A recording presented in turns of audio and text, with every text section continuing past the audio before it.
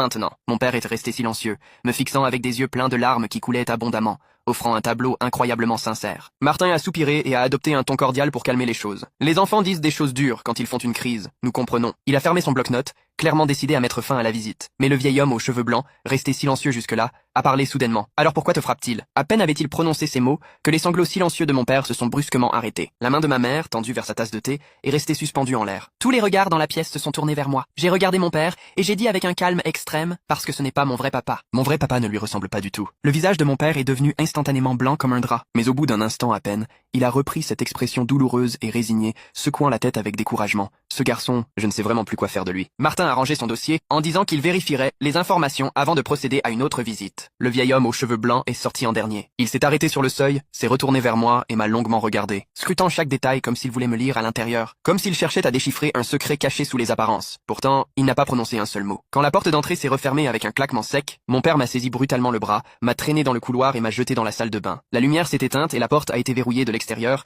me laissant sombrer dans la plus totale obscurité. À travers le bois de la porte, sa voix étouffée par la colère m'est parvenue. Si tu oses répéter encore une seule fois des conneries pareilles, ce soir tu dormiras par terre dans la salle de bain. Je me suis adossé au pied des toilettes, assis sur les carreaux froids. Je n'ai pas pleuré. J'étais habitué à l'obscurité depuis longtemps, mais dans mon esprit revenait sans cesse le regard de ce vieil homme. Lui était différent des autres. Les autres me regardaient comme si j'étais un jouet défectueux et bizarre. Lui, en revanche, me fixait comme s'il était devant une énigme urgente à résoudre. Depuis mes 3 ans, mon père avait commencé à tisser délibérément une toile de mensonge pour me coller une étiquette. La première fois, c'était à la maternelle, quand le jouet avait été cassé. L'institutrice cherchait le coupable et je n'ai pas avoué. Mon père, convoqué devant elle, m'a serré fort les joues en lançant d'une voix forte « Madame Lefebvre, ne croyez pas un seul mot. C'est un menteur pathologique. » J'ai pleuré à chaudes larmes en criant mon innocence, mais je n'ai reçu en retour qu'un autre pincement douloureux, tandis que les présents balayaient la scène comme si ce n'était qu'une bêtise amusante. La deuxième fois, ce fut quand Monsieur Ferrand a vu l'hématome sur la jambe de mon père. J'ai dit la vérité sur le fait que ma mère l'avait frappé. Mon père a tout balayé d'un rire, disant qu'il avait heurté le chambranle de la porte, mais dès que le voisin est parti, il s'est penché au-dessus de moi et m'a violemment tordu la cuisse jusqu'à ce que je me mette à hurler de douleur, me murmurant une menace glaciale « Si tu recommences à parler n'importe comment, je te coule la bouche ». Puis il m'a enfermé dans la salle de bain tout l'après-midi. À partir de ce jour-là,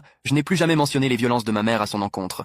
Mais mon père ne s'est pas arrêté là. Il s'est mis à répandre partout la rumeur que j'étais mentalement instable. Auprès des institutrices, des voisins, des parents, personne n'y échappait. Les regards que tout le monde posait sur moi étaient pleins d'une pitié faussée et de soupçons. Et les gens murmuraient dans mon dos « Ce gamin ne fait que mentir ». Quand j'avais 3 ans, grand-père Arnaud m'a demandé si mon père se montrait gentil. Moi, Tobias, j'ai répondu non, que ce n'était pas mon vrai papa. Mon père a tristement secoué la tête. « Arnaud, je te l'ai déjà dit. » Ce garçon ne sait pas retenir ses mensonges. Grand-père s'est contenté de soupirer en me caressant la tête sans faire autre chose. À 4 ans, j'ai prononcé à nouveau les mêmes mots. Cette fois, grand-père Arnaud n'a même pas soupiré. Il n'y avait qu'une profonde pitié douloureuse dans ses yeux. Il ne pensait pas que je subissais des mauvais traitements. Il était convaincu que j'avais un problème mental. Le jour de mes 5 ans, j'ai soufflé les bougies en formulant mon seul vœu, qu'il y ait au moins une personne disposée à me croire. Au final,